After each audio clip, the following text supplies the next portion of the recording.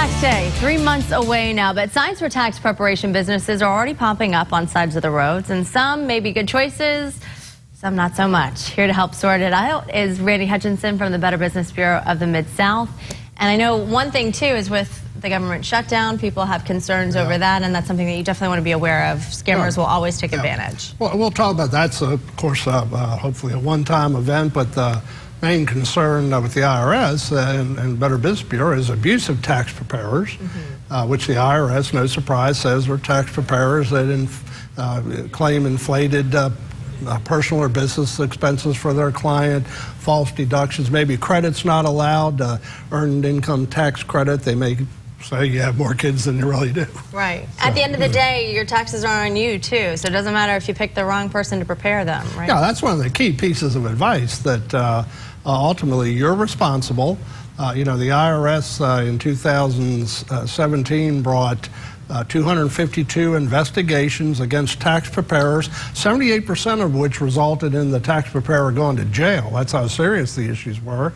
Doesn't include actions by state agencies and other law enforcement agencies, but in many cases, the client may or may not have known that their return was fraudulent, but again, ultimately, if there were any fees or penalties, they would have been responsible for it. Yeah, you need maybe to not go to jail, but have extra fees and right, aware of that going in. So. Now, some red flags to look out for. Sometimes they say you're going to get a huge refund or huge return, more so than some other preparer. If the preparer says we can get you a much bigger refund, the truth is your numbers are your numbers, your income is your income, your deductions you're entitled to. So should all come to pretty much the same number.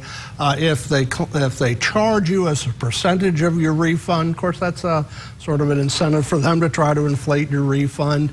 A reputable tax preparer should enter their taxpayer identification number, preparer identification number, and sign the return. Of course, we recommend that people check with us, check out a tax preparer with us, and if you don't have one in mind, we can provide you a list of Better Business Bureau accredited businesses who have the appropriate licenses.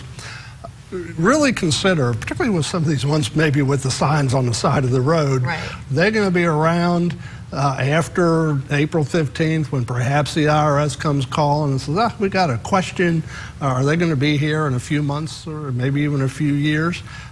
Never sign a blank return, review all the information, and get yourself a copy.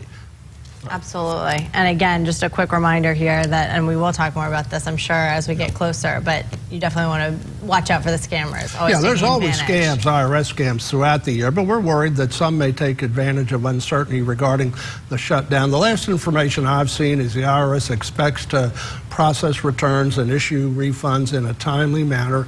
That could change. But again, just watch out for any call that says, we're going to help you get your return. Absolutely. Thank you, Randy. We appreciate it.